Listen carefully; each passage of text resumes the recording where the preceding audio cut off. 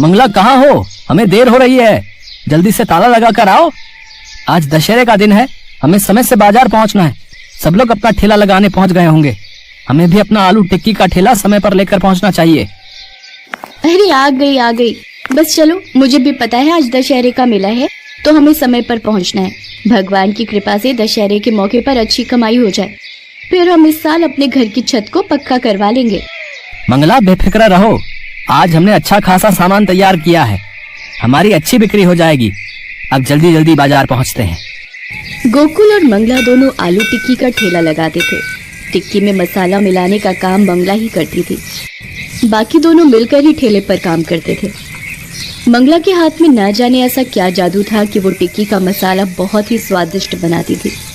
लोग गोकुल के ठेले की आलू की टिक्की बहुत पसंद करते थे और उनकी अच्छी कमाई हो जाती थी।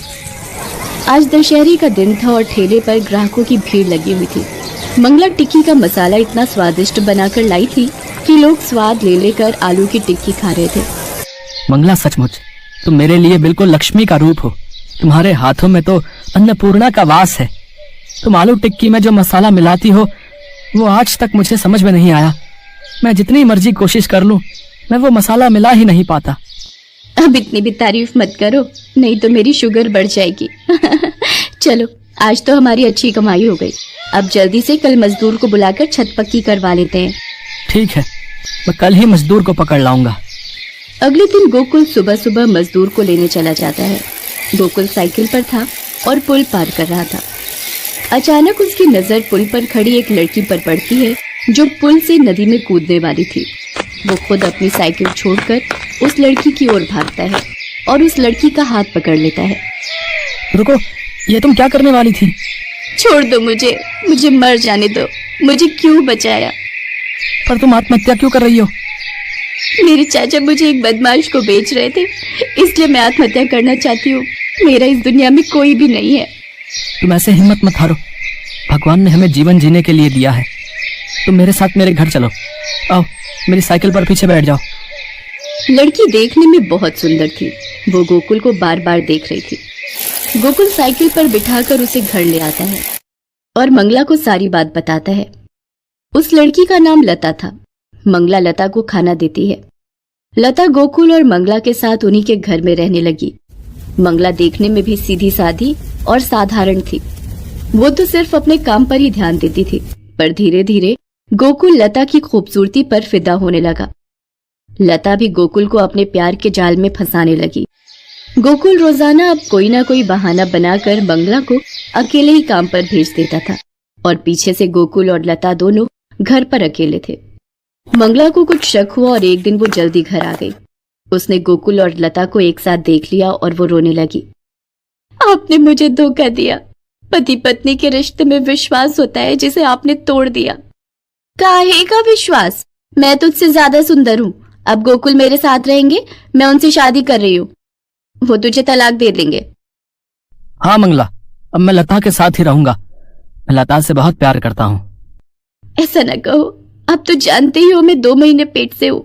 मैं आपके बिना कैसे रहूंगी? ये हमारा पहला बच्चा है जो इस दुनिया में आने वाला है। गोकुल मंगला पर बिल्कुल भी तरस नहीं खाता।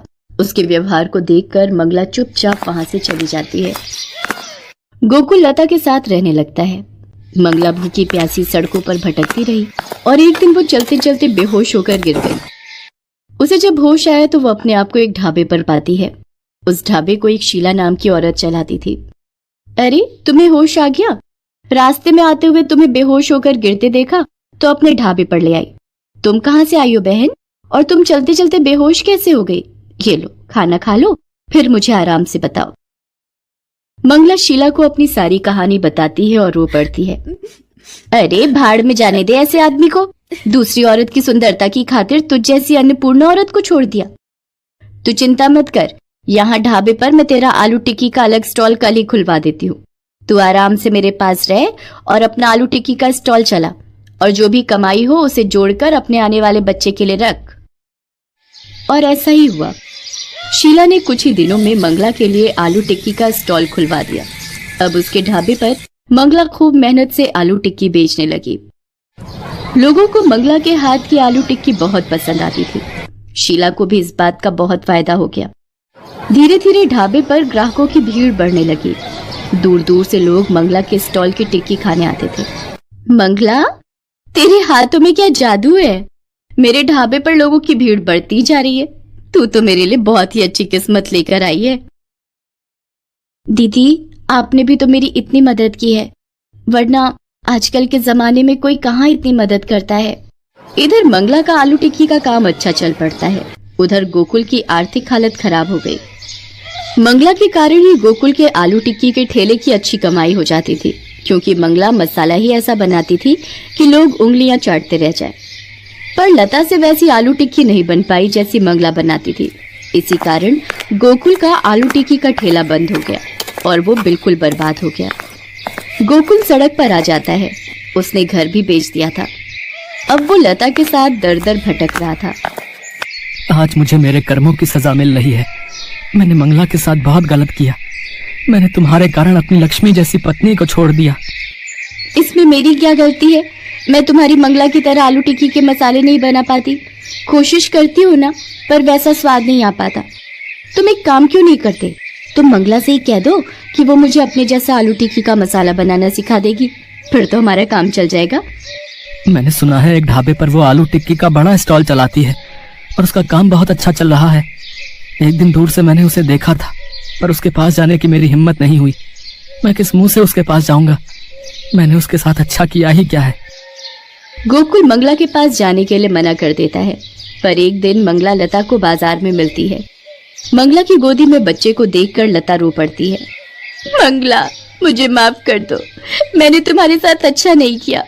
तुम नहीं जानती हम लोग किस हालत से गुजर रहे हैं। मुझे अपने जैसी आलू टिक्की का मसाला बनाना सिखा दो, ताकि मैं और गोकुल मिलकर फिर से आलू टिक्की का ठेला खोल सके। क्या तुम हमारी मदद करोगी? ठीक है, कल तुम मेरे स्टॉल पर आ जाना, मैं तुम्हें आलू टिक्की का मसाला बनाना सिखा दूंगी। अगले दिन लता मंगला से आलू टिक्की बनाने की विधि सीखने जाती है। मंगला उसे सिखा तो देती है, पर लता के हाथों में अब भी वो बात नहीं थी जो बात मंगला के हाथों में थी। गोकुल जानता था कि मंगला जैसी आलू टिक्की लता कभी नहीं बना पाएगी। उसने अपनी पत्नी, अपने बच्चे, अपना काम, सब कुछ अपनी गलतियों के कारण तबाह कर लिया और मंगला ने पीछे मुड़कर नहीं देखा। वो लगातार आगे बढ़ती रही। मंगला आलू टिक्की वाली के नाम से आज 12 दुकानें उस शहर में बन गई थी। मंगला आलू टिक्की वाली के नाम को लेकर लोग बहुत कमाई कर रहे थे। लोग मंगला का इंटरव्यू लेने आते थे, जिसमें बोलते बोलते मंगला की आंखों में आज भी आंसू आ जाते थे। पर अपने बच्चे की किलकारी सुनकर वो हंस देती थी, क्योंकि उसको